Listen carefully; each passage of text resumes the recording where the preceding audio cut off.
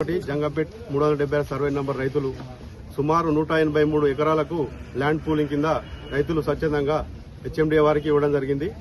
వారు రైతుల భూముల చుట్టుముట్టు ఫెన్సింగ్ వేసి కబ్జా చేసుకోవడం జరిగింది. రైతులకు 2021 నుంచి రైతులు ఇదే సమస్యను ఎదుర్కొంటున్నారు. ల్యాండ్ తీసుకురు కానీ రైతులకు పొజిషన్ ఇంతవరకు చూపించలేరు. కాబట్టి రైతుల ఆవేదన ఏంటంటే మేము బతుకుండగానే మేము ఆ ల్యాండ్ మాకు ఇచ్చేది మేము చూసుకోవాలని రైతుల యొక్క ఆవేదన. కొంత రైతుల ఆవేదనతో కూడా మరణించిన సంఘటనలు కూడా జిల్లాలో జరిగినాయి. కాబట్టి ఈ భూముల ధర నుంచి తీసేయడం జరిగింది. రైతు బంధు లేదు. రైతు చనిపోతే రైతు భూమి కూడా వర్తించలేదు. కాబట్టి వెంటనే మా రైతులకు 180 ఎకరాలకు 100 మంది రైతులకు జిన్నారం జంగంపేట కలిపి వాళ్ళకు న్యాయం చేయాలని మేము ఎంఆర్ఓ గారికి వినతిపత్రం ఇవ్వడం జరిగింది. ఎంఆర్ఓ గారు మాకు హామీ ఇవ్వడం జరిగింది. రైతులకు నేను న్యాయం చేసి 15 రోజుల్లో హెచ్ఎండిఆర్ పిలిపించి సర్వే చేస్తాను హామీ ఇవ్వడం జరిగింది. కాబట్టి ఆ విషయంలో మేము ఎంఆర్ఓ గారికి ధన్యవాదాలు చెప్తున్నాము. ఏదేమైనా సరే రైతులకు న్యాయం జరిగే వరకు మేము ఏ పోరాటానికైనా ఏ ధర్నాకైనా సిద్దమని తెలియజేస్తూ మేము మా రైతుల పక్షాన తెలియజేస్తా ఉన్నాం.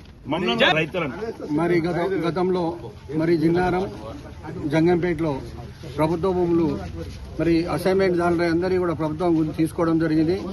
తీసుకొని ప్రతి ఒక్కరికి 600 గజాలు స్థలం కేటాయిస్తాం, పట్టా సర్టిఫికేట్తో సహా హెచ్ఎండి లేఅవుట్ చేసి పూర్తి స్థాయిలో డెవలప్మెంట్ చేసి ఇస్తామని చెప్పడం జరిగింది. 4 సంవత్సరాల నుంచి ఇక్కడ ఉన్న రైతులను నిర్లక్ష్యం చేస్తూ ఇప్పుడున్న ప్రభుత్వం ఇవ్వలేకపోతా ఉంది. చాలా రోజుల నుంచి నిరీక్షణ ఉన్న వాళ్ళు ఎదురు చూస్తూ ఉన్నారు. త్వరగా వాళ్ళ సర్టిఫికెట్లు వాళ్ళకి ఇచ్చేసి వాళ్ళకి న్యాయం ఇక్కడున్న రైతులకు న్యాయం చేయాలని కూడా కోరుకుంటా ఉన్నాం. ఏదైతే ప్రభుత్వం కేటాయించిందో దాంట్లోకి వెళ్ళి మట్టి అమ్ముకోవడం జరుగుతూ ఉంది. ప్రభుత్వం ఇంకా కూడా లేఅవుట్ చేయలేదు.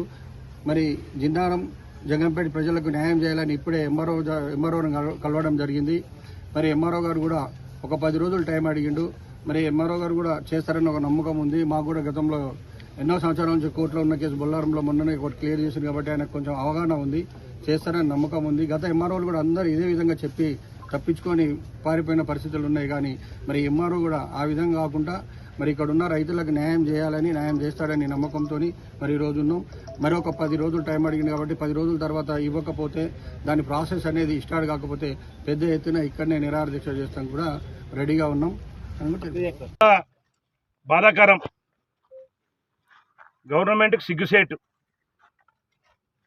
మేము రైతులం బాబు, గత ప్రభుత్వంలా డెవలప్మెంట్ కావాలని చెప్పి ఈ ప్రాంతానికి కావాలని చెప్పి గత బీఆర్ఎస్ గవర్నమెంట్లో కేసీఆర్ గారి ప్రాజెక్ట్ ఇవ్వడం జరిగింది.